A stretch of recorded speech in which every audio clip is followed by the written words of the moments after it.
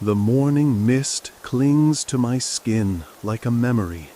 I wake before the sun crests the ridge, when the sky is still a blue so deep it feels like ink, not light. The air is damp, touched with the scent of wet stone and moss, and as I rise from the woven mat in the corner of our stone shelter, my bones ache, not from age, but from the mountain's cold embrace. This is the price of sleeping close to the clouds. I step outside and inhale slowly. Below me, the sacred valley is still swallowed by fog, its curves and veins softened by the pale breath of the morning. But above, the sky begins to split into lavender and gold, and I can just make out the jagged outline of the summit we call Machu Picchu, the old peak, the sacred place the emperor has chosen. It is a strange thing to be among the first to build where none have lived before. Our emperor, Pachacutec, received the vision in a dream, or so the priest said. He stood atop the old mountains after victory at Cusco, and there, where the rivers meet and the earth touches the sky, he saw a new city, not for war, not for trade, but for the sun, a royal estate, a temple of rest, and a monument to what we could be. So he summoned masons and farmers, priests and runners, and he summoned us, those who work with the land and the stone, those who can feel a mountain's breath beneath their feet and know where to place the first foundation. I am one of those. My name is spoken only at night and always with breath held between syllables. It is an old name, Quechua-born, given to me by my grandmother when I first carved a shape into soft rock. She said I had the hands of a condor, strong and far-seeing. I think she meant my fingers were too long and always dirty, but I took her words to heart. I was young then. I am older now, though the sun does not yet call me elder. Still, I feel the weight of time when I climb the switchbacks that hug the steep cliff walls, carrying tools and food wrapped in woven cloth. Each step is a small prayer. To Inti, the sun, to Pachamama, the earth, to the spirits of the peaks who might allow us to remain if we walk gently enough. We do not conquer this place. We ask permission to stay. Each morning, before work begins, we leave a small offering in the cleft of the rocks. A few coca leaves, a carved pebble, a drop of chicha from a shared gourd. The mountain gives us her silence in return. No landslides, no storms, not yet. I take that as a good sign. The site itself is strange, high, hidden, encircled by cliffs and ridges like the arms of a sleeping mother. The Urubamba River winds far below, churning with its glacial memory, unseen but always heard. Sometimes, late at night, it sounds like voices rising through the mist. I try not to listen too closely. The old stories say that rivers remember what mountains forget. By the time the sun breaks fully over the east ridge, our small team is already at work. The light comes not as a burst, but as a wash of gold that creeps down from the highest peaks, painting the stone in warmth. We build without mortar, dry stone upon dry stone, cut so precisely that not even a knife blade can pass between them. This is the way of our people. This is the legacy of Sacsayhuaman, of Ollantaytambo. This is what we must now bring to this hidden crest in the clouds. The stone here is special, gray granite, heavy but cooperative. It speaks if you touch it long enough, tells you where to split, where to smooth, where to stop. I learned long ago not to rush it. The masters say, the mountain does not fear time. Why should we? I work mostly with a man named Amaru. He is older than me, but laughs like a child. He claims the gods put jokes in the shapes of stones, and he points out faces and animals in every boulder we pass. Yesterday, he showed me a rock that looked exactly like a puma mid-roar. I asked him if he thought we should carve it. He shook his head. The mountain already did. Let's not ruin her art. That is how we are. Builders, yes, but also listeners. Every terrace, every wall, every stairway must follow the land, not conquer it. We shape the mountain by agreeing with it.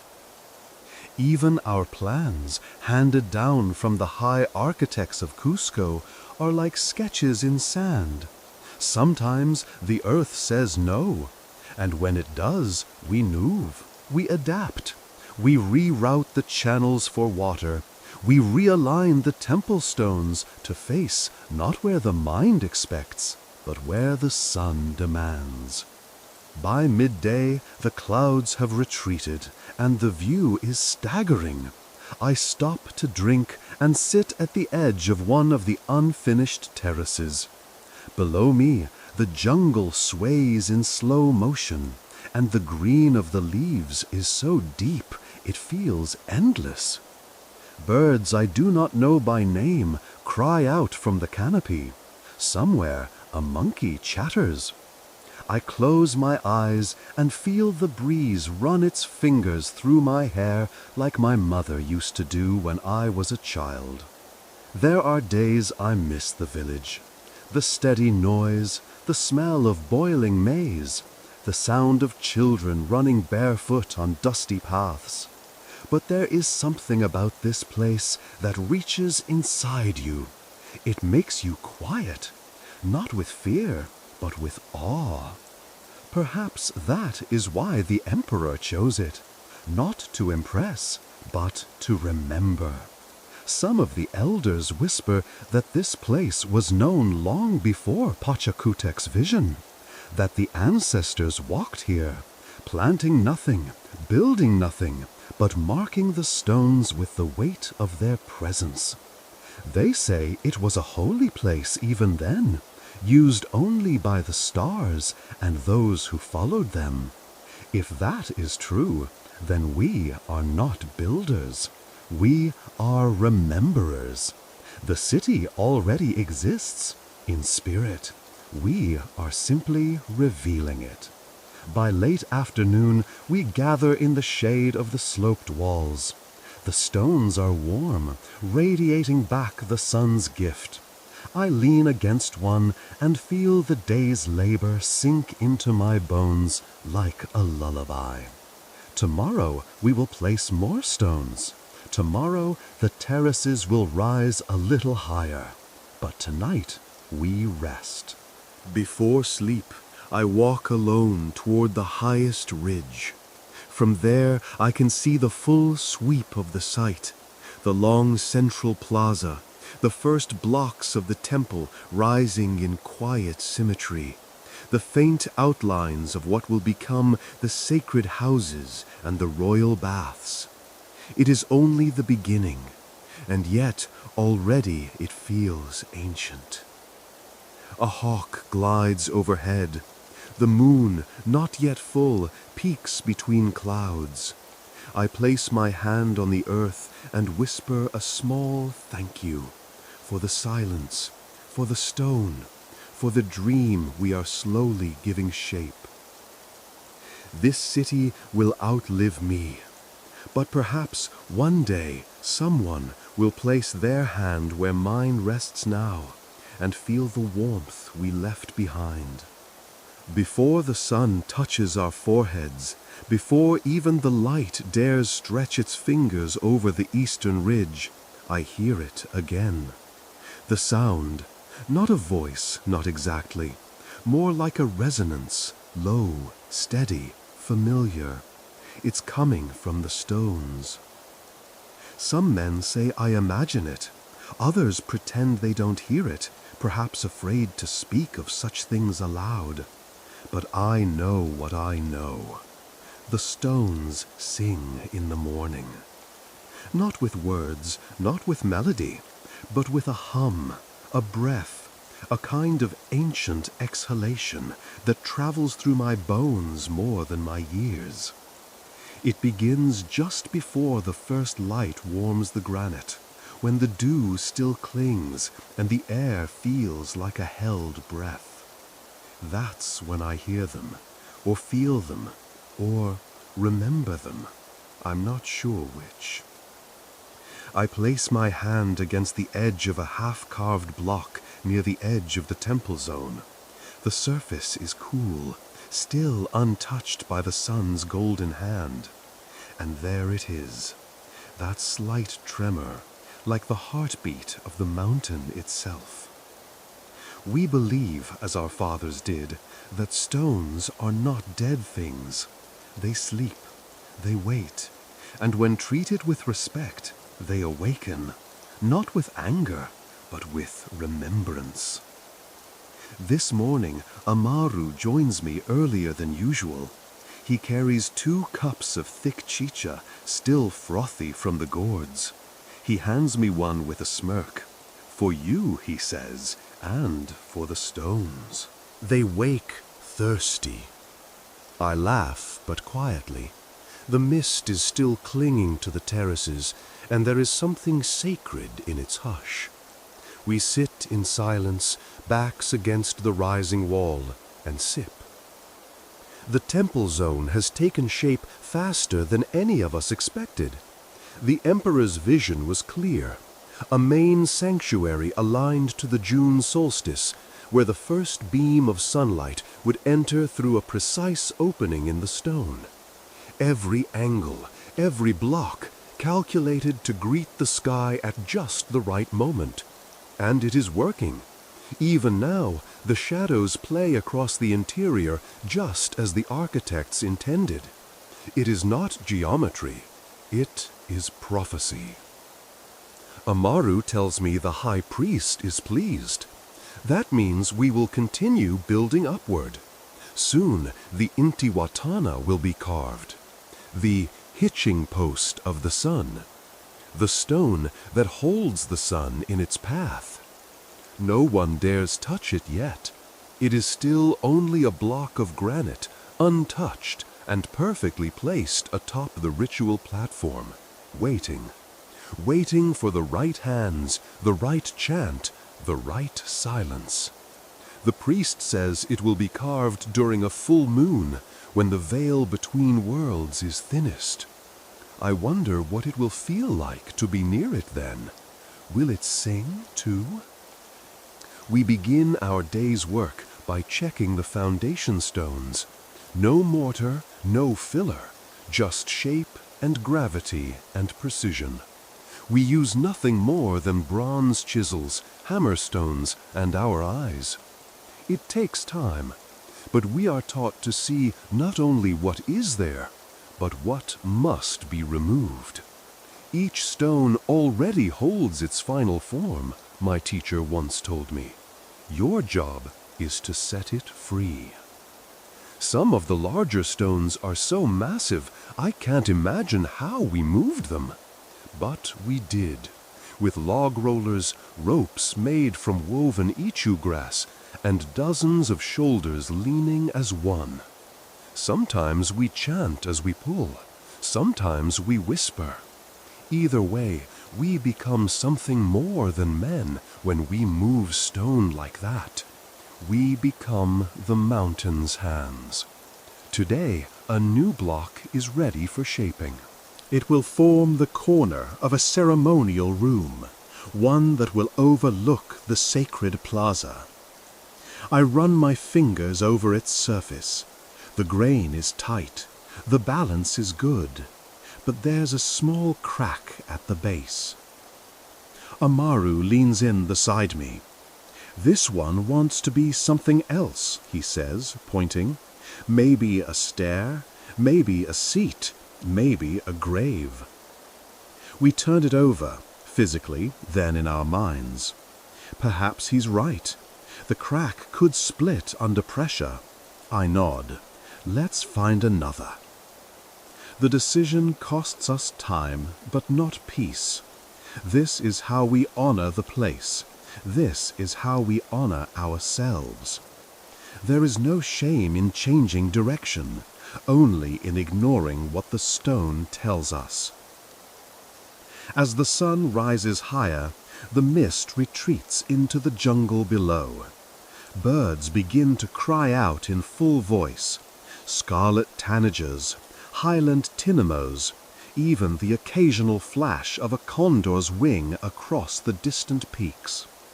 Their shadows race across the stone like fleeting omens. A few terraces below, a group of younger workers are shaping the drainage channels. It is perhaps the most important part of the construction, though no visitor will ever notice it. Rain must run cleanly through the city, guided but not trapped. If we fail, the stones will shift, the walls will swell, and the mountain will shrug us off like ants. Machu Picchu is not only stone, it is water, wind, light, gravity, spirit. By midday, the heat rests heavy on our shoulders. I retreat for a moment to the small shade near the guardian stone, a large boulder we chose not to move, believing it already held its place in the design of the world. Some say it's shaped like a puma, others like a crouched guardian. I simply know I feel safer near it. I close my eyes, and in the stillness the sound returns, not from the wind, not from the jungle, but from the stone itself. A hum, deep, slow, steady, almost like breath, like song. I open my eyes and place my palm on the boulder's surface. It is warm now, kissed by hours of sunlight. The vibration is subtle, but it's there.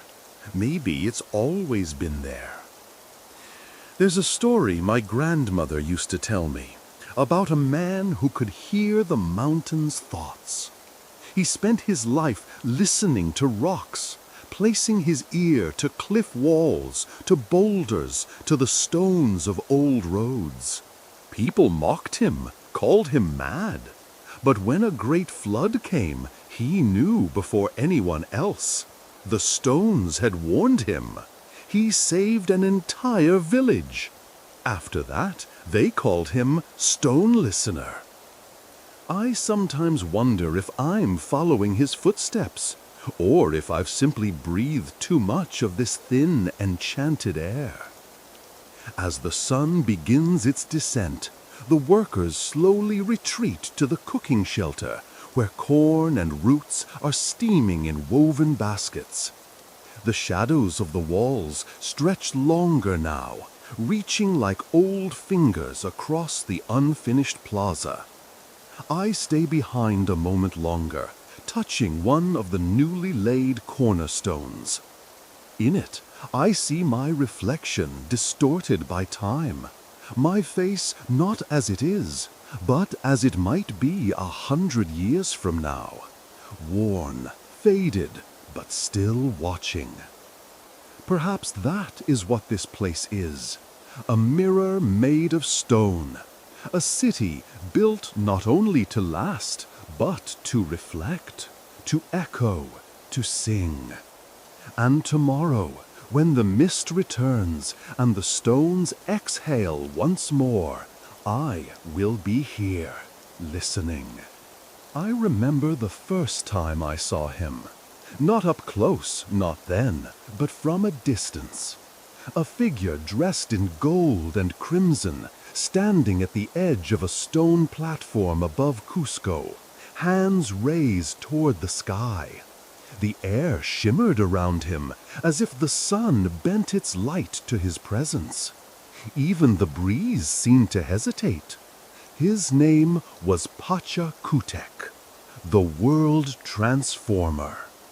Before him, we were tribes. After him, we were Tawantinsuyu, the 4 regions united under one sky. And it all began, so they say, with a vision. They tell the story like this. After the great battle with the Chankas, the emperor wandered alone to the summit of a sacred hill. He stood there as the sun rose, and it spoke to him, not in words, but in truth. It showed him the city that would honor the heavens, that would mirror the stars, that would exist not for war or conquest, but for eternity. That city is what we now build, block by block, breath by breath. That city is Machu Picchu. But the story doesn't capture the man, not really. He is not just a figure of gold or myth. He is sharp-eyed and soft-spoken. He walks among us without ceremony, though the air always changes when he draws near. Like the mountains know him, like they listen. I saw him for the second time on the ridge, just days after we arrived. There was no fanfare, just the crunch of sand beneath sandals and the hush that rippled through the workers like a wave through still water. We stopped, instinctively, tools lowered, voices stilled. Even the birds seemed to hush. He stepped carefully over the stones, examining their lines, their alignments. His gaze was not of judgment, but of knowing. When he looked at the half-built terrace, I felt like he saw it completed, green with crops, visited by future generations not yet born, as if time were something he could walk through, like mist. He stopped beside me. I had been adjusting the base of a wall that refused to sit evenly. The stone tilted subtly to the right, just enough to invite future collapse. I was kneeling when his shadow fell across mine. I looked up. His eyes met mine, not the distant gaze of royalty, but something quiet, present. "What does the stone say?" he asked. I was too stunned to answer at first. I had no words in that moment, only sweat and silence. Then, unsure if I was being tested or simply spoken to, I answered honestly. "It wants to lean," I said. "It won't accept the earth below." He looked at it, then at me, and nodded. "Then give it a better foundation," he said. "Stones, like men, need the right ground." He moved on, leaving me stunned and slightly ashamed that I hadn't already considered that. But also something else. Seen, encouraged, trusted. We speak of Pachacutec as if he were made of sun and prophecy. But in truth, he is a builder. Not with his hands, though I've seen him lift a stone or two, but with vision, with certainty. He does not raise his voice. He does not threaten. He simply walks, and the world moves to meet him.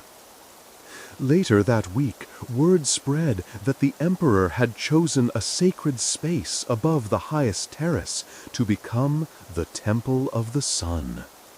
Its base would align perfectly with the June solstice, when the light of Inti would pass through the main window and strike the altar directly. How did he know? No one had measured it yet. The priests had not made their markings. But when they did, they found the alignment exact. He had seen it already, not with eyes, but with faith, with memory, with something that perhaps we do not understand and should not try to. They say the emperor dreams in maps, that he walks landscapes in his sleep and wakes knowing where to plant, where to build, where to dig. And here, on this ridge between peaks, he dreams still. There is something in his gaze when he surveys the land. He does not see wilderness. He sees potential. He sees purpose. And under his guidance, we move with a kind of trust I've never known before. The high architects, trained in Cusco, follow his ideas with reverence. They whisper of the great road that will someday connect this place with the heart of the empire, of stone aqueducts that will carry water from invisible springs, of terraces that will hold against time and rain and the weight of years. And beneath them, we, the workers, listen not just to orders, but to intention. Pachacutec does not demand. He invokes. It is because of him that I stay, that we all stay. This place is remote, hours from any known settlement. The climb is steep, the paths narrow, the air thinner than what our lungs prefer. But no one has turned back, not once. Even the youngest of us, barely grown, keep pushing stone, day after day. We carry not just loads, but legacy. A few evenings ago, he stood again on the platform above the main plaza. The sun had just dipped below the western ridge, and the sky flared with impossible color, amber and rose, deepening to indigo. The shadows of the unfinished walls stretched long across the slope, like fingers grasping for a dream. He spoke then, not in proclamation, but in reflection. This place is not to be filled with people, he said quietly, only silence, and the memory of what we could become. I have never forgotten those words. This is not a city for commerce or defense. It is a temple, a sanctuary, a seed planted in stone. It is a question posed to the sky. Will we be remembered? In the evenings, I think about the generations that may come here. Will they know our names? Will they walk these paths and wonder who placed each stone? Or will they only see the grandeur and forget the hands that shaped it? Perhaps that is the way of things. Still, I hope they listen. I hope they feel what I feel now. The hum of the mountain beneath their feet, the breath of the stone, the echo of a dream. Pachacutec once looked across these ridges and saw more than forest and cloud. He saw legacy. He saw us. And so we build, not only for him, not only for Inti, but for all who might someday walk this sacred place and wonder why it was made. It was made to remember. They call us carriers, but we are more than that. We are the heartbeat of the mountain. Each day we rise before the light. Each day we bind woven ropes across our foreheads, loop them around baskets of stone, tools, maize, and earth, and begin the slow, steady ascent. The air is thin, the climb is long, the silence at times feels endless, but our feet remember what the mind forgets. I was once a farmer, like my father. My hands were used to the furrows of soil, the rhythm of the rains, the patient conversation with the seasons. I came here not as a builder, not as a priest, not as a chosen craftsman, but as a carrier, a quiet one, an unseen one. And yet, without us, the city would remain a dream.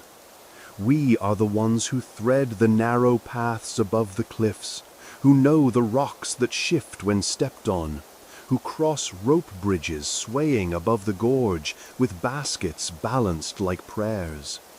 We are the ones who feed the builders, who bring the tools, who carry the memories from one ridge to another.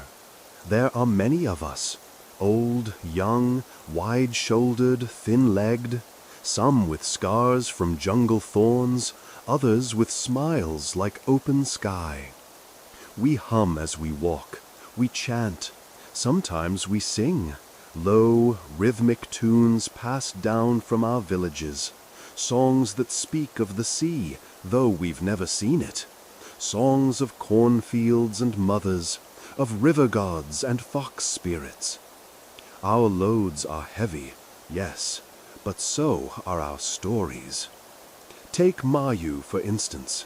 She carries water vessels wrapped in cloth, one on her back, one in her arms. She walks with her chin high and her eyes like sharpened obsidian. I once saw her climb a slope no man dared, barefoot, slipping only once, laughing the whole way.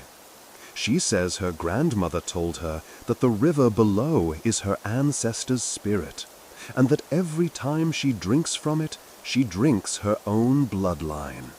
Or little Chaki, no more than 12, wiry and sun-browned, fast as a hummingbird. He's a runner more than a carrier, darting up and down the trails to fetch news from the camps, or to warn of storm clouds curling behind the peaks. He rarely speaks, but his feet say everything. I once asked him if he ever gets tired. He shrugged and said, "Only when standing still." We carry more than stone. We carry laughter woven into the pauses between breaths. We carry grief, silent and folded in the corners of our mantles, loved ones left behind in valleys far below, names we do not speak aloud because they hurt too much.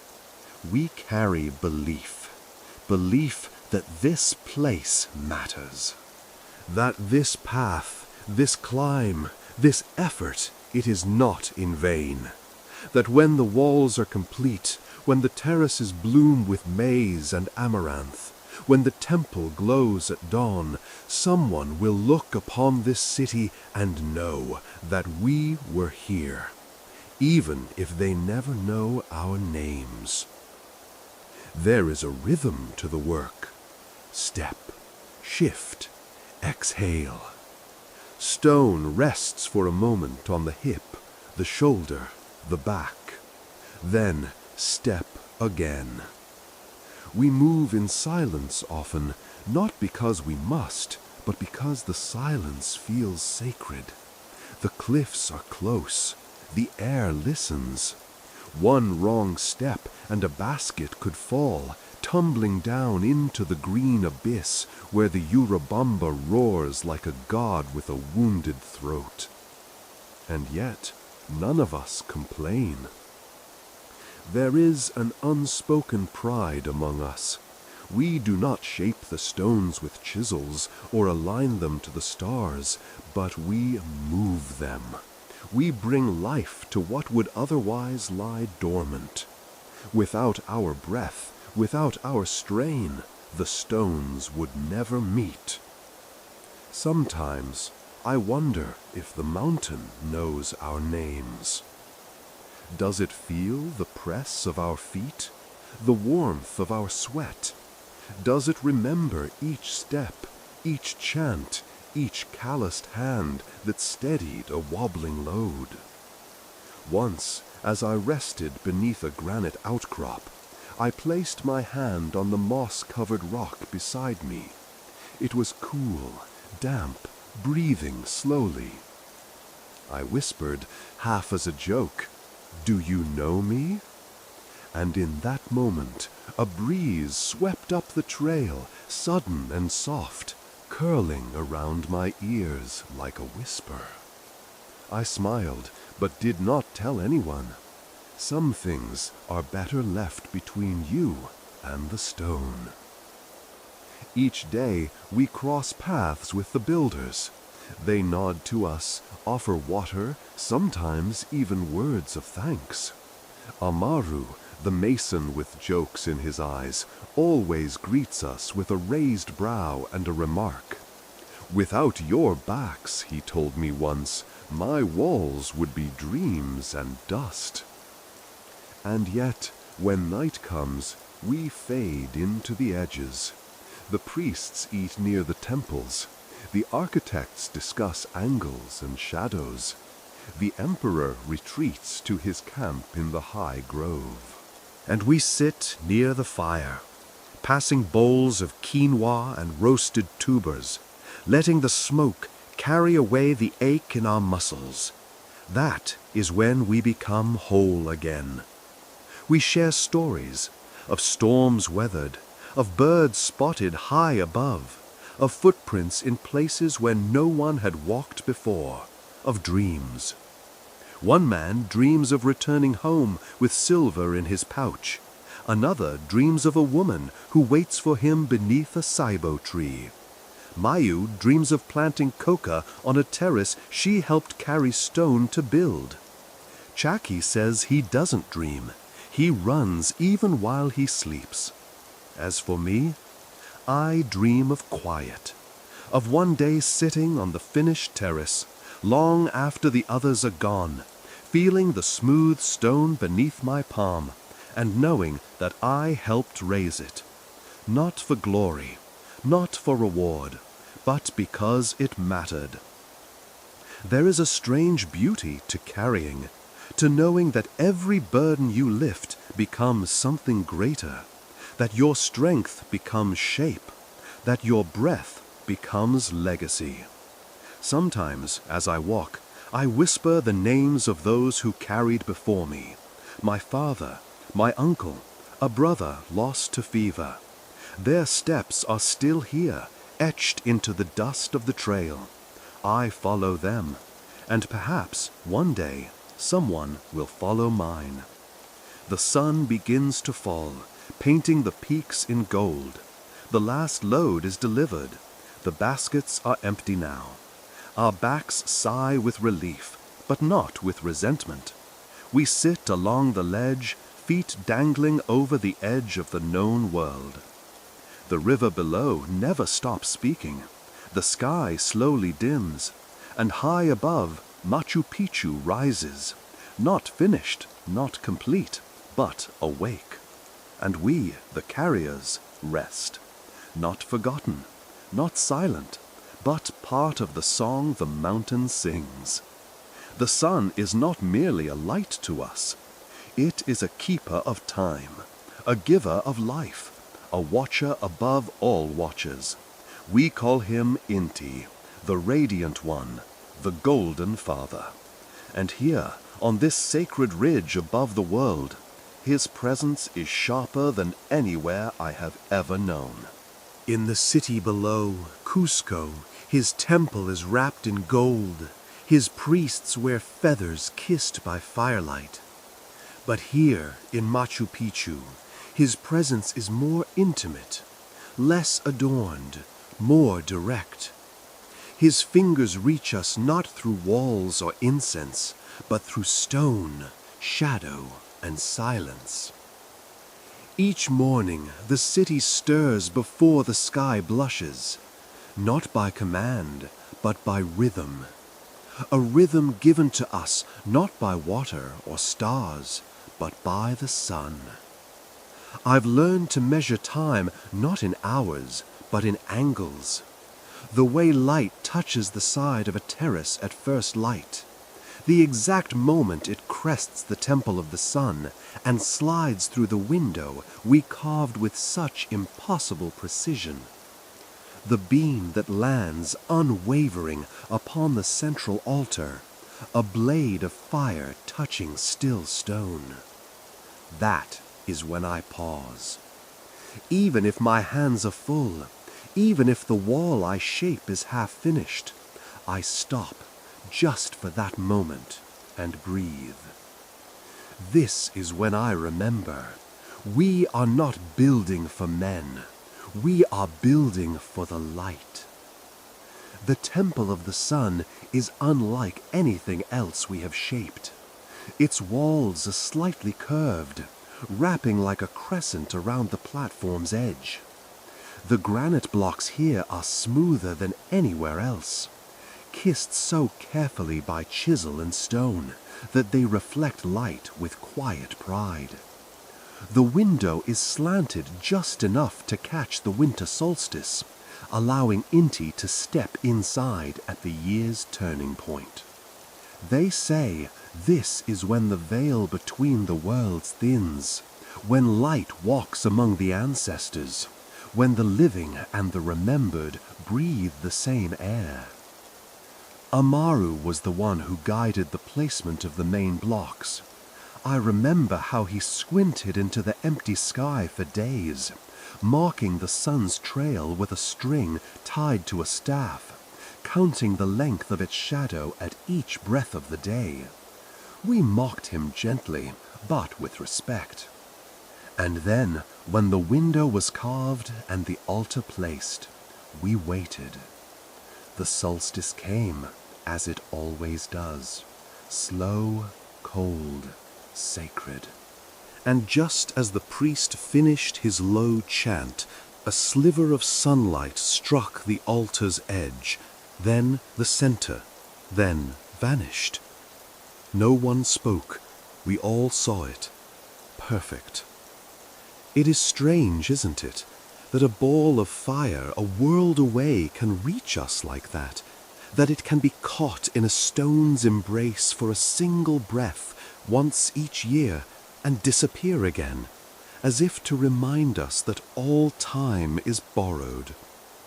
Time, yes, that is Inti's true gift, not warmth, not growth, but the shape of time. The days here do not flow like water. They step forward like dancers, measured, circular. The light moves across the city in predictable arcs, first painting the upper terraces, then curling around the staircases, then sliding like liquid along the slope where we dry the maize. At noon, shadows vanish. This is when we rest. Even the mountain seems to pause. But in the late afternoon, the light returns with secrets. There is a particular stone, half hidden, wedged near a drain channel, that glows when struck by the golden light just before dusk. I do not know why. It is not special in shape or size, but it flares with amber fire for a brief instant, then dims as if shy. I pass it daily, and still it surprises me, as if it remembers something I've forgotten. Not all understand this reverence. Some young workers see only rock and labor. They mutter about sore shoulders, about the endless climb, about the priest's strange mutterings. But when they see the sun enter the temple at solstice, or feel the warmth of a carved step at dawn, even they grow quiet. I once asked an old priest why we honor the sun with such devotion. He looked at me with eyes faded like old corn husk and said, "Because he does not hide. Even when we fail him, he returns."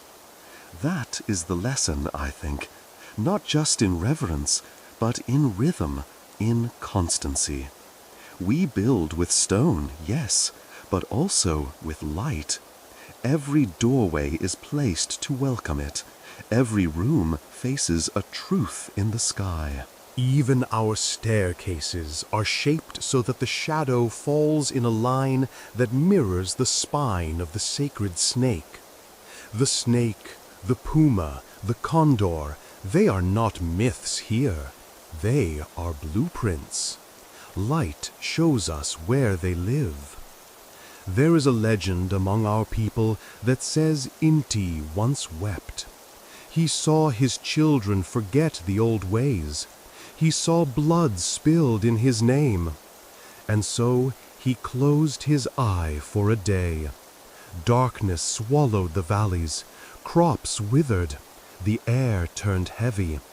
And when the people cried out, not for food, but for forgiveness, he returned. Not in anger, in silence, with warmth. That is the kind of power we serve. not a God of thunder or rage, but of patience, of return, of balance. And so, as builders, we listen to that rhythm. We follow it. When the light stretches across the plaza at dawn, we know it is time to align the next layer of wall. When the shadows stretch eastward, we shift to the terraces. When the last beam of gold curls behind the far peak, we rest. This is why, even without water clocks or bells, we do not lose time. The sun tells us. Even when clouds blanket the city, we know where the light would fall. We feel it in our bones, like a song we learned in childhood.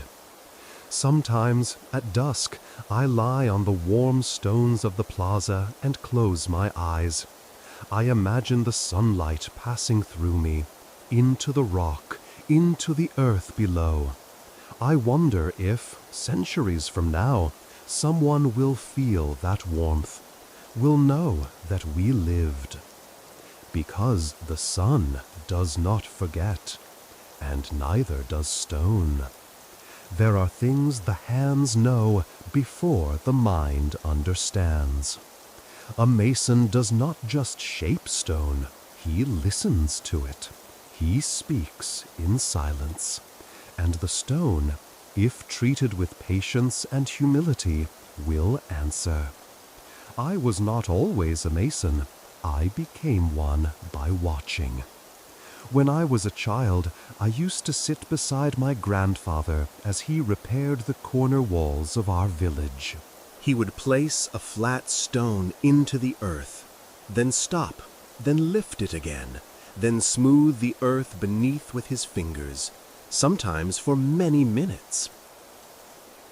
I once asked him why he moved so slowly. Because the earth must be in agreement, he said. The stone is not a command, it is a suggestion. That stayed with me. Here at Machu Picchu, I work beside the greatest stonemasons in the empire. Masters from Cusco, from the Sacred Valley, from far southern provinces where the wind wears stone into whispers. They speak little, these men. Their hands are hard, their feet calloused, their faces carved with time like the very stones they tame. But when they work, something remarkable happens. Their tools strike with rhythm, not just strength. Tap, turn, pause, tap again. A chisel's edge guided not only by sight, but by instinct, passed from generation to generation, mouth to hand, hand to heart. The tools we use are simple: hammerstones, bronze chisels, shaped wedges, river-smooth blocks for polishing.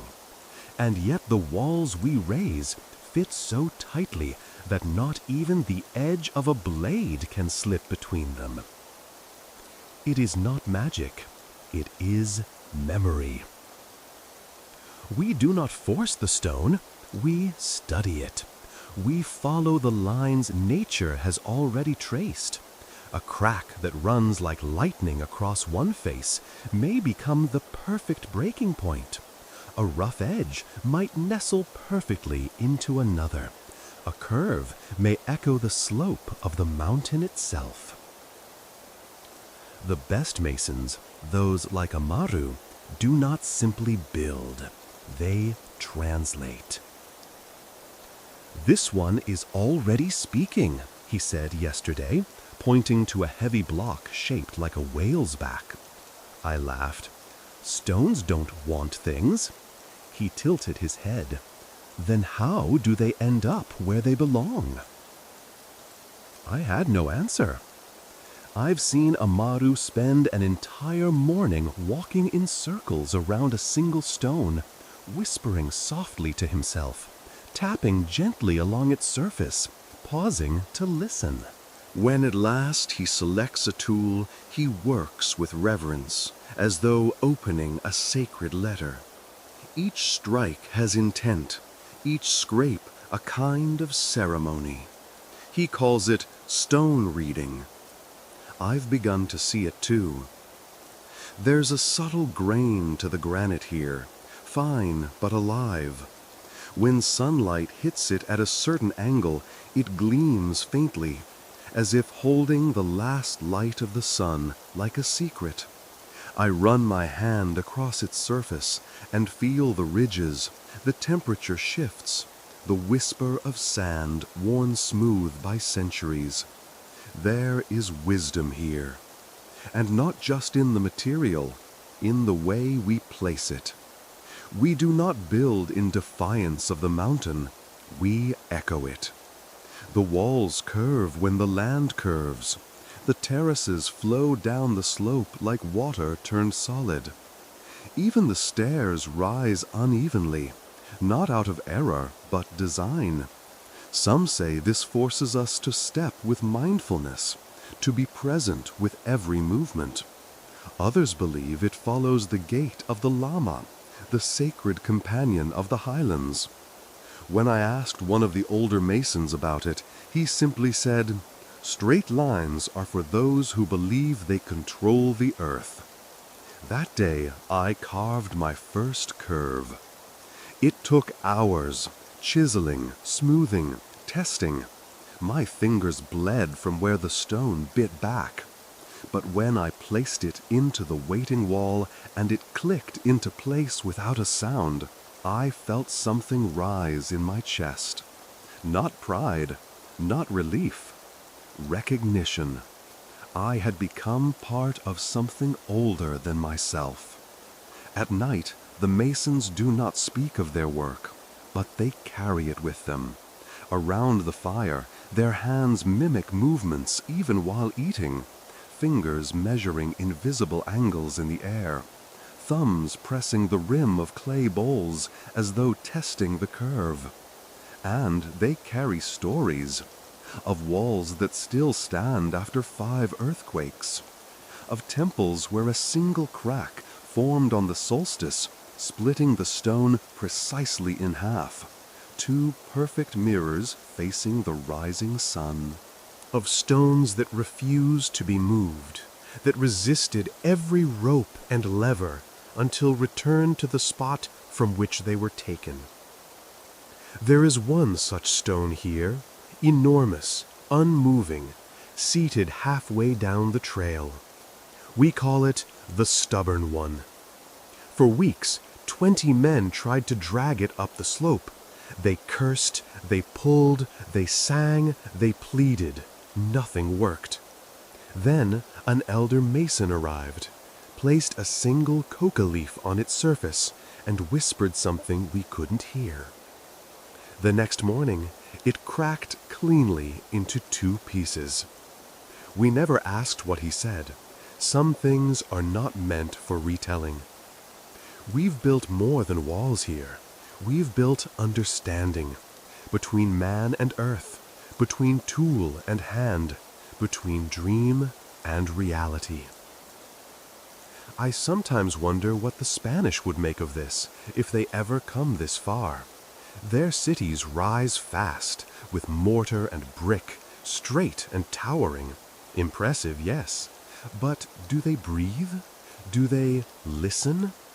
These walls do. When I rest against them, I feel warmth, not just from the sun, but from the friction of 100 hands shaping them over weeks, from the sweat of those who carried the stones up the slope, from the memory of each blow that brought shape from silence. Perhaps that is what gives our stones strength. Not their size, not even their precision, but their humanity.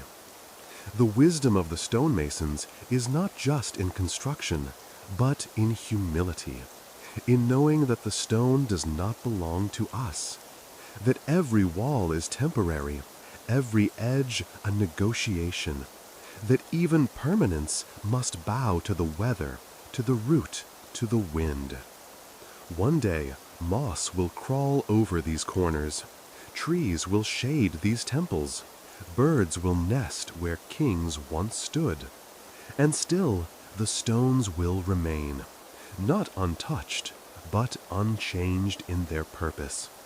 To remember, to reflect, to wait. Tonight, as I wash the dust from my arms and feel the sting of small cuts earned honestly, I look up at the moon rising behind the ridge.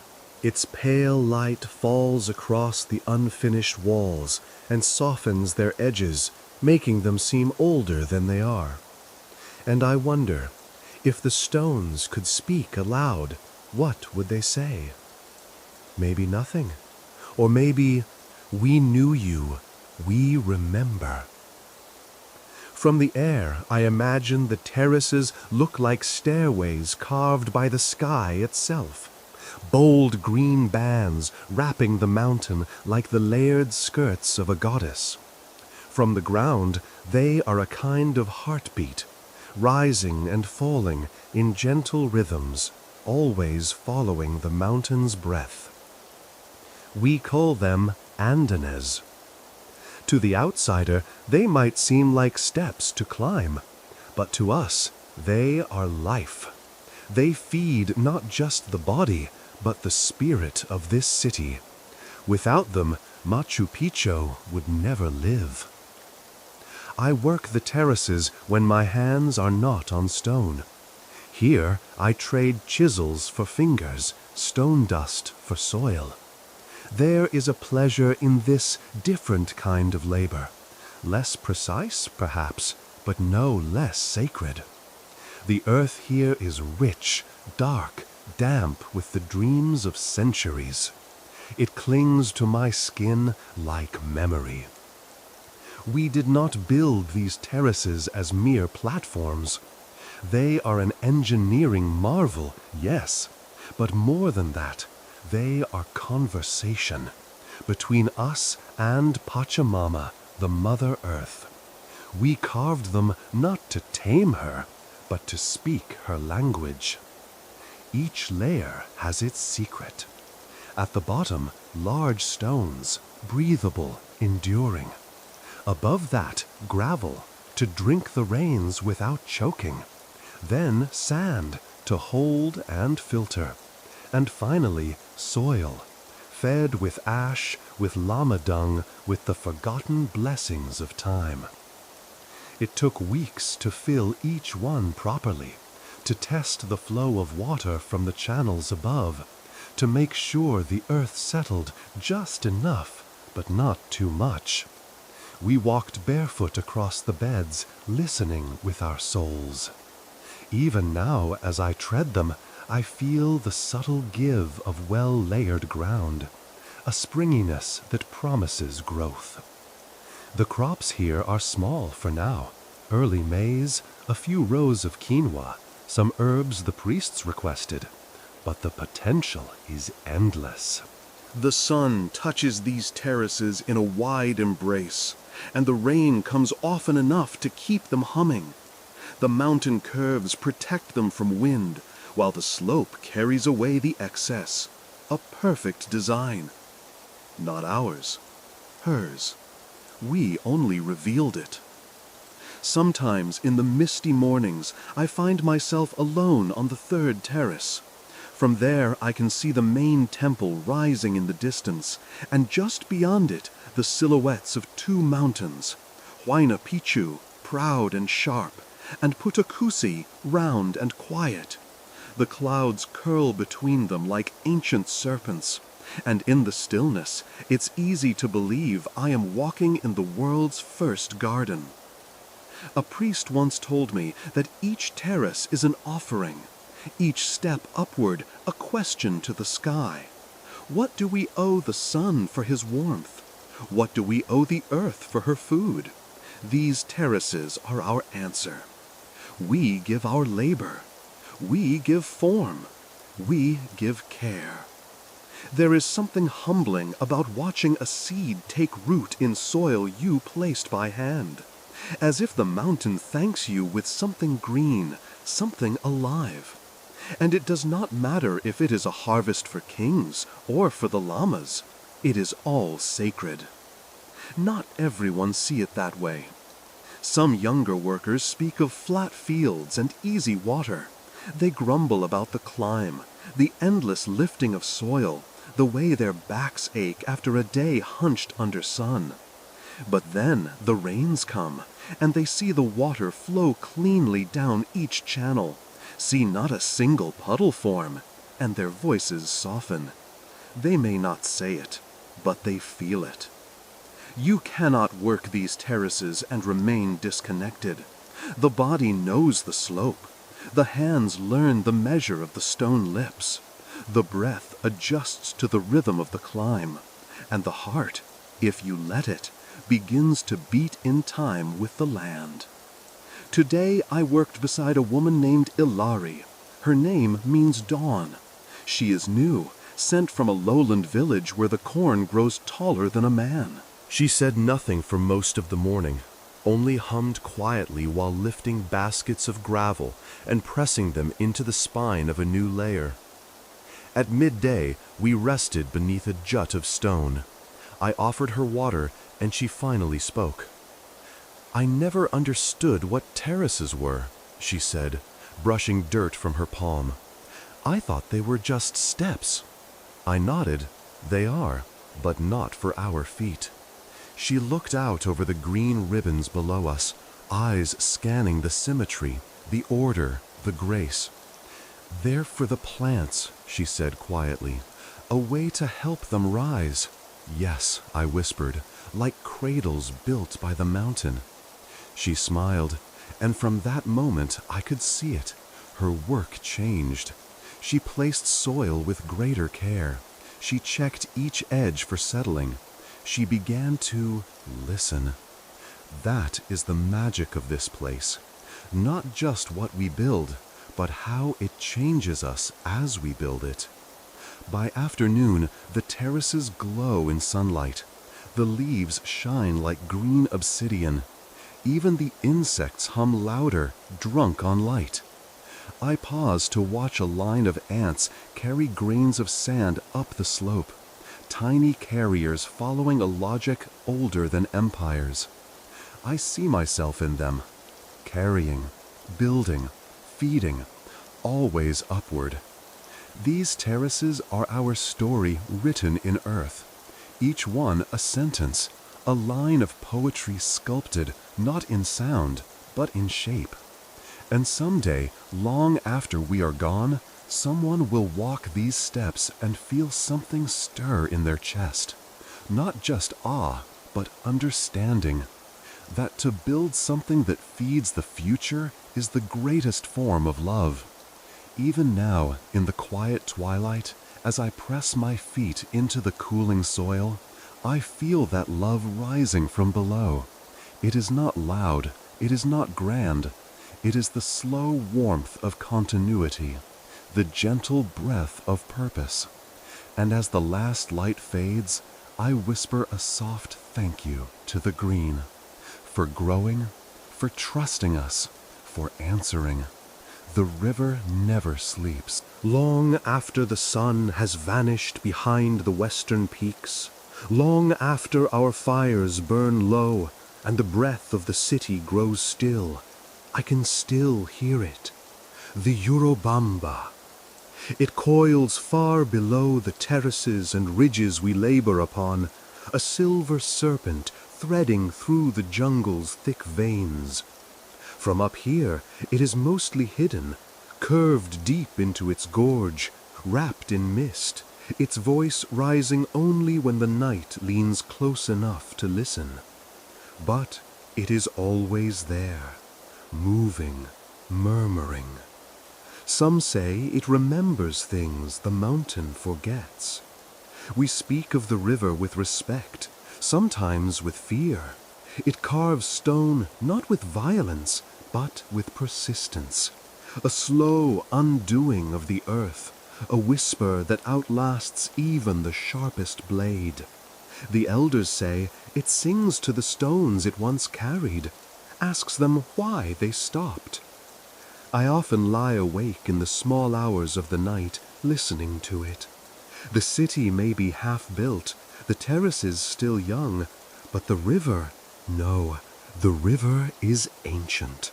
Older than empire, older than paths, older than names.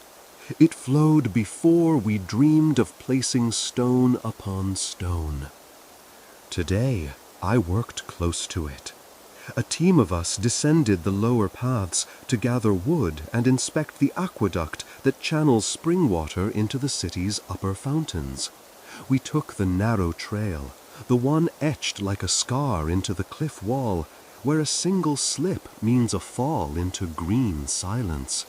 I've walked it many times, but it still makes my heart quieten with every step. And there, at the bend where the trail hugs a jutting rock, the river reveals itself. It is not wide, not there, but it is fast, strong. Its waters churn over smooth boulders, white-capped and restless. The air hums with its movement. Not the dry silence of stone. This is a living sound. It fills the lungs differently, thick with scent, damp moss, iron-rich earth, crushed leaves. I crouched and cupped some of it into my hands, cold as mountain breath, pure as first snow. When I drank it, I felt my body pause, as though recognizing something familiar, something from before. One of the priests says the river flows from the realm of the gods, that its headwaters begin where the sun sleeps. Another says it's the path the ancestors take, moving through this world and the next. I don't know which to believe. Maybe both, maybe neither. All I know is that it moves through us, whether we notice or not. We take water from it, yes, but never directly. That is forbidden. We draw from springs fed by it, tributaries that have passed through stone and root, softened by time. The aqueduct we built to channel it into the city was shaped carefully, with offerings placed in its foundation. Coca leaves, a carved shell, a child's braid wrapped in cloth. Water remembers, we are told, so we gave it something to remember kindly. Even now, as I sit near the stone-lined canal that trickles softly beside the temple wall, I think of the river far below, louder, faster, wilder. This quiet stream is its reflection, its calm echo, but its source is unceasing. One of the younger workers asked today why we build so far from it. Wouldn't it be easier, he said, to live beside the river? A mason nearby, without looking up, said, "Too much truth all at once drowns a man." I understood. There is wisdom in distance. The river is not meant to be tamed, only honored. There are old tales of those who tried to channel it, to cut its course or dam its flow. They are cautionary stories. The river always wins. But here in Machu Picchu, we don't try to own it. We bow to it. Our city curves as it curves, rises where the slope permits, leans where the wind leans. The stone paths follow the ridge, not the river, because the mountain asked us to look up, not down. And yet every decision we make is shaped by its voice. When we plant, we listen for its hum, how high the waters have risen, how fast they move. When we carve channels, we remember its lessons. Never force, always flow. When we pray, we face the east, but we end in the direction where its song drifts upward. I remember once, at the edge of dusk, I sat with Amaru near a lookout stone. The sky had turned silver blue, and the sounds of the forest had begun to fold into stillness. But the river still roared, hidden in the green below. He was quiet for a long time. Then he said, "When I die, I want to be stone, but if I cannot, let me be water." "Why?" I asked. "Because stone remembers," he said, "but water tells stories." I think of that often, especially at night, especially when I wake and the air is thick with dreams and moonlight, and that sound returns, faint but certain, the river speaking in syllables I cannot quite translate, but feel in my ribs nonetheless. Maybe it tells stories of us, of the carriers who grunted up steep trails, of the stonemasons who whispered to granite, of the emperor who saw a city in the mist. Maybe it knows what we forget, that all we build will one day fall, but the sound we leave behind will echo longer than walls.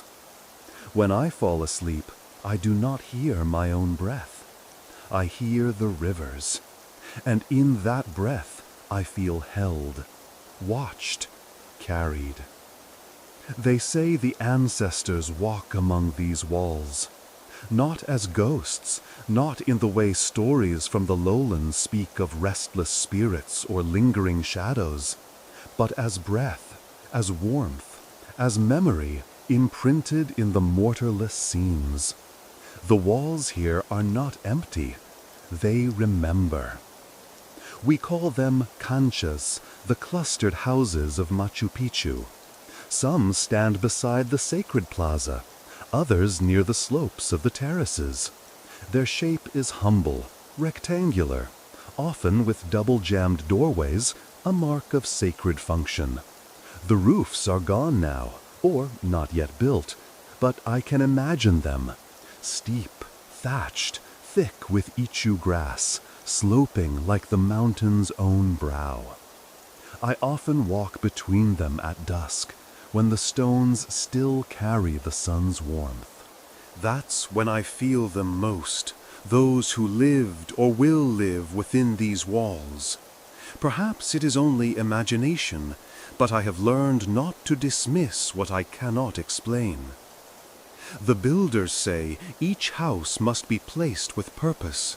The doorways must face the light. The corners must follow the slope of the land.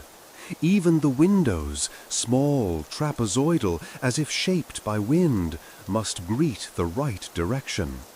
These are not accidents. They are conversations with the world. Some believe these homes will shelter priests, astronomers, perhaps members of the royal family when they retreat to this high sanctuary. But others believe the homes are meant for more than flesh and blood, that they hold space for spirits. We do not build with emptiness in mind. We build for presence. I once worked on the outer wall of a cancha near the eastern ridge. We had lifted a particularly smooth stone into place, a perfect fit, kissed on every edge by a week's worth of carving and whispering. As we finished setting it, a hummingbird darted through the open doorway and hovered for a full moment in the center of the room. We froze, not because of superstition, but because something about that moment felt like acknowledgement. The way its wings blurred, the way it turned as if surveying, as if approving. And then it vanished, fast as a thought. Amaru said nothing, only placed a coca leaf at the base of the doorway before walking away. I did the same. Since then, I've paid closer attention to the feeling inside these structures. Some hum softly, others feel quiet, weighty, as if holding breath. The priests say that when a house feels cold without wind, it is already occupied, not by danger, but by memory. The most sacred among them lie near the temple of the 3 windows. That place, it is unlike any other. The walls are massive, clean, made from the finest ashlar stonework. The 3 windows look eastward, toward the dawn, toward the river, toward what once believed to be the origin of the Inca people, the legendary Tampu Toko, the house of 3 windows from which the founders emerged. I stood there one morning before anyone else arrived. The light had just begun to creep through the windows, soft and golden. It passed through the openings like breath, painting 3 long rectangles onto the stone floor. I stepped into one. The warmth touched my face, and I felt not alone, as if someone else had stood in that same window, would again. Perhaps 1,000 years from now. That is what these houses are. Not shelters, portals. They link breath to stone, day to night, then to now. Each wall we raise is a thread in a web spun between centuries. Ilari, the terrace worker, now helps with roofing the smaller dwellings. She moves gently, as though afraid to disturb whatever lingers inside. She told me that, in her village, before a house is entered for the first time, they leave a bowl of water and a candle at the threshold. If the water ripples or the flame dances, the house has accepted you. She now places small bundles of flowers on the hearthstones we prepare. Nothing formal, just quiet greetings. And I have noticed her walls never crack. There is one house I pass every morning on my way to the upper terraces. It is not particularly grand, but it faces the morning light with such grace that it seems to glow, even on cloudy days. Sometimes I pause there, just for a breath, just to feel the warmth in the stones. I do not know who it is for, a priest perhaps, or maybe a poet. But I like to think it is for someone like me, a builder, a dreamer, a witness. If I am lucky, my granddaughter may walk through that doorway one day. She might press her palm to the same wall I placed, feel its strength, and know, without knowing, who helped raise it. She might whisper her own thanks, or nothing at all. The stones do not need words to remember. The city is rising around us, slowly, gracefully. The walls no longer look like scattered stones. The houses now have shape. Rooms echo softly with footsteps. And at night, when the wind passes through their frames, it sounds like breathing. Not ghosts, not spirits, just presence. The presence of those who came before. The presence of those yet to come. We do not fear that. We build for it. Tonight, I will leave a small pebble near the lintel of the house I helped raise. A round one, river-worn, smooth from the same current that carved the gorge below. It is not an offering. It is a greeting to whatever soul chooses to dwell there, or already does. There came a day when we did not build. No stone was lifted, no tool struck. The terraces remained untouched. The aqueducts murmured alone, and the great walls stood in silent expectation. The city waited with us, still unfinished, but alive. That morning no one shouted greetings. No laughter echoed through the conchas, no baskets thudded to the earth. Even the river seemed subdued. It was not because of loss or fear or anger. It was something else. The sky had changed. Clouds moved strangely, slow and low, curling around the mountain's shoulders like old scarves. The air was thick, not with rain, but with quiet. A silence that didn't ask to be broken, a breath held across the ridges. We stood at the edge of the plaza. Carriers, masons, priests, terrace workers, runners, all of us together, uncertain. No one gave the order, no signal passed, yet we all knew. Today we would stop. Amaru was the first to lower his tools. He placed his chisel gently on the ledge beside a half-shaped block and walked toward the Temple of the Sun. He didn't speak. He only sat near the shadow of the altar and closed his eyes. Others followed, not in worship, not in mourning, but in recognition. Something had shifted. Some said it was a sign from the Apus, the mountain spirits, that we had built enough for now and must let the earth breathe. Others whispered it was an echo from Pachacutec himself, though he had not spoken that day. I do not know the reason. I only remember the feeling. I walked the city slowly, my feet tracing paths I had helped carve, hands trailing along walls I had shaped. The stones were cool, the terraces damp with morning dew. And for the first time since we arrived on this ridge, I heard the mountain, not in song or murmur, but in silence. An honest, perfect silence. I passed the houses near the 3 windows. Their doorways faced the dawn, but today no light passed through them. The clouds thickened, whitening the world, drawing its edges inward. The temple lost its sharpness. The cliffs vanished behind mist. Everything softened. And in that softness, I felt something loosen in me. Not fatigue, not sorrow, something deeper, a kind of surrender. I walked until I reached the high ridge, the one that looks down on the river's winding spine.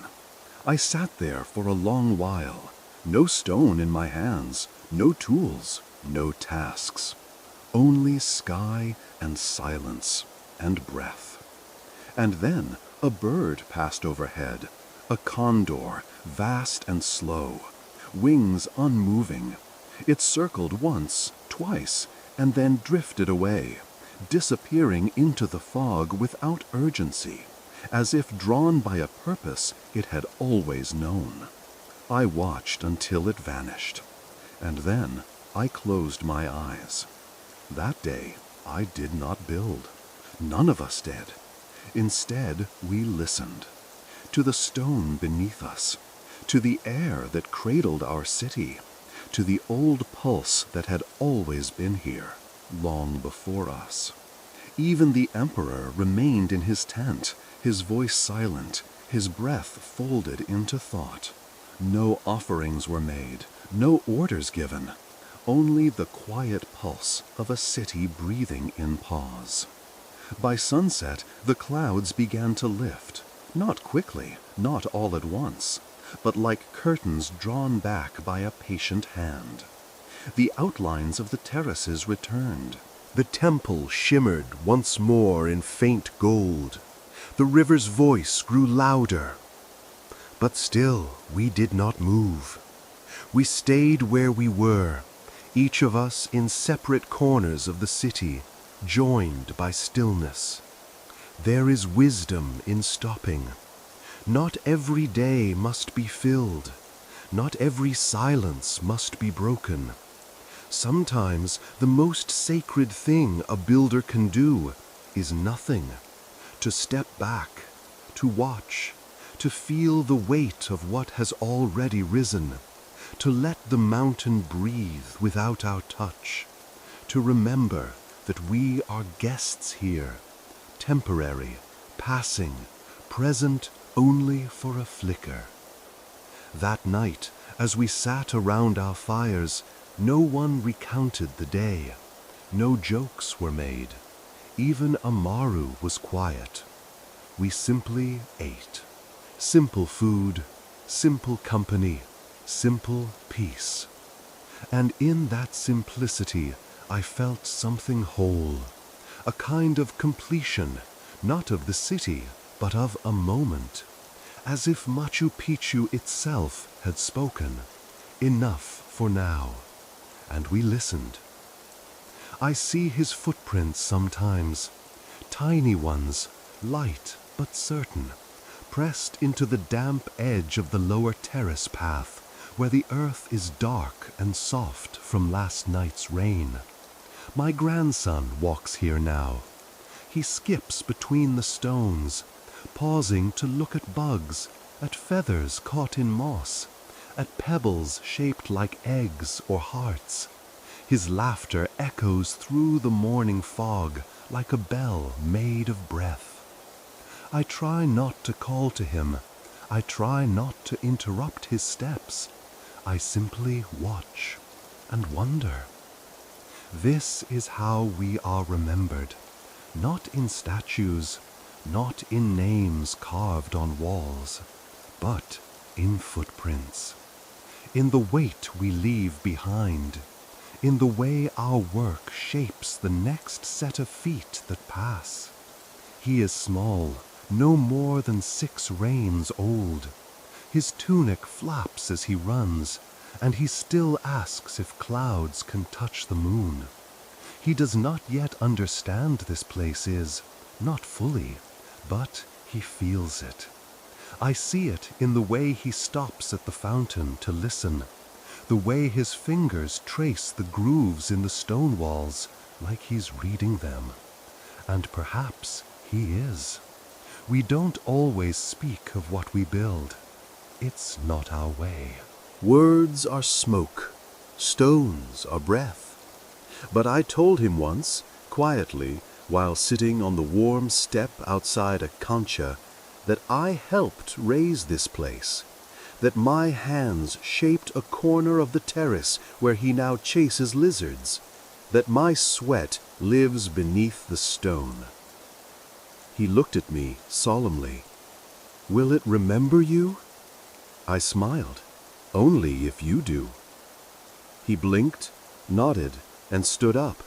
Then, without hesitation, he placed his palm against the wall beside us and whispered, "This one was my grandfather's," and then ran off. I said nothing. I didn't need to. The mountain heard him. These days I work less. The younger ones now lift the heavier loads. They sing the old work songs, but with new rhythms. Their chants drift upward as they build the final walls, clear the last paths, polish the last faces of the sacred stones. And I watch, not with sadness, not with envy, with fullness. We used to joke that this city would never be finished, that Machu Picchu was a place born of mist and therefore always shifting, always building, always remembering. But now, I think it is nearly ready. Not complete, never complete, but ready to receive its silence. There are still things left undone, a corner wall waiting for its capstone, a staircase missing its final step. But perhaps that is right. Perhaps the unfinished parts are meant to remain that way, as if inviting those who come next to participate, to add, to continue. I walk the city at dawn more often now. The mists lift slowly, revealing familiar outlines like old friends waking from dreams. The terraces glow green and gold. The river hums a low, quieter in these months. The light touches the temple just as it always has, soft and precise. My feet know every stone. My palms still remember the grain of granite, the warmth of midday rock, the curve of the walls we shaped to hold back time. But more than the stones, I remember the people. The carriers singing as they rose with the sun, the masons whispering to the rocks, the priests drawing lines in ash, the laughter by firelight, the silence when the city asked us to pause. And now my grandson's bare feet racing where mine once ached.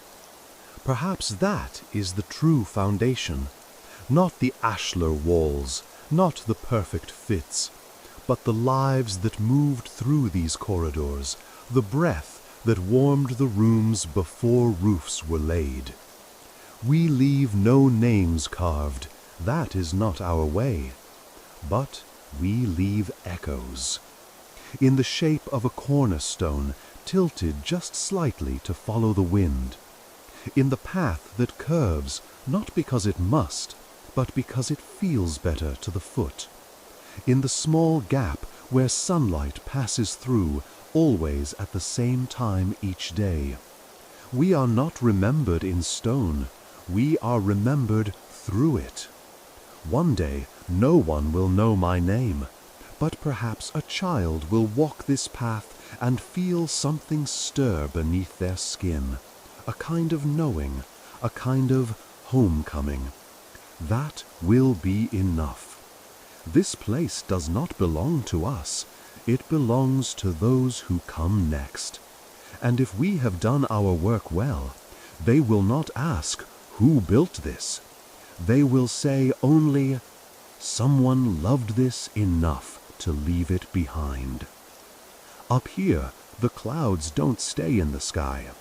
They drift among us, soft and low, folding between the walls we built, brushing against the terraces like pale fingers, curling through doorways as if searching for someone they once knew. In the early hours, they blanket everything. The city disappears, not into darkness, but into whiteness, into breath. There are mornings when I step from my shelter and can see nothing. No stone, no path, no mountain, only cloud. It's not frightening, it's quiet. I reach my hand forward and it vanishes. The fog swallows it, gently. When I pull it back, it is cool and damp, touched by something ancient. I close my eyes and walk slowly, barefoot, feeling the path beneath me, trusting the shape of the world I can no longer see. It feels like floating, like memory. They say the soul moves like this, without weight, without edge, without sound. And I wonder if the mountain dreams in fog. Today I wandered upward to a high ledge, far beyond the work sites, where no walls rise and no terraces interrupt the slope. There is only earth, grass, and wind. The river is a distant whisper. The sky is everywhere. I sat there for a long time. Above, the peaks floated like islands, detached from the world. Around me, the clouds pulsed and drifted, revealing only pieces of the city below. A roof corner, a wall curve, a patch of green terrace, then hiding them again. It felt like watching the past breathe. I imagined what this place will become. A city half seen, half remembered, hidden and revealed in turns. A place where time gathers but does not linger. A place that does not ask to be found, only understood. Maybe that is what Machu Picchu is. Not a city, a pause, a breath caught between earth and sky. I lay back in the grass, letting the dampness soak into my tunic, into my bones. The clouds moved across my face like soft cloth. I felt myself dissolving, not dying, but becoming less separate. No walls, No names, only presence. A condor passed overhead, slow and silent. Its shadow touched my chest, then was gone. Somewhere below, my grandson laughed. Somewhere farther, the river turned another bend. I closed my eyes and saw none of it, only the white, the quiet, the sense of being held. And I thought, perhaps this is what the mountain wanted all along. Not stone, not offering, not labor, but stillness. Here, where the clouds touch stone, nothing is ever fully finished. Nothing is ever truly lost. We pass through. And if we listen, truly listen, perhaps we become part of the cloud, part of the stone, part of the silence. Not forgotten, not forgotten, simply here. And now the stones sleep. The city breathes beneath its blanket of cloud, wrapped in shadow, in silence, in memory. The terraces curve like the ribs of a resting giant. The doorways no longer wait. They simply are. Somewhere a bird stirs. Somewhere water flows. Somewhere the wind hums through hollowed stone. But all of it gentle now, all of it distant, as though the mountain dreams. What was built still stands, and what stands now begins to fade. Into mist, into thought, into the soft folds of sleep. You are here, not as visitor, not as builder, but as breath. The path winds backward now, through curved walls and old steps, through places you've seen and places you've only imagined. The river sings, but its voice is slower now, thick with stars, thick with forgetting. The terraces no longer rise, they drift. The stones no longer touch, they glow. And your body light now, heavier than sky, yet softer than cloud. You are stone. You are story. You are nothing that must be remembered, and everything that will remain. In the end, only breath. Only slow, quiet breath. The kind the mountain keeps. The kind the ancestors listen to. Even now. Especially now. Good night, traveler of time. May your dreams carry echoes of the voices we borrowed. And may the morning find you resting softly in the footprints we left in the endless sand of history.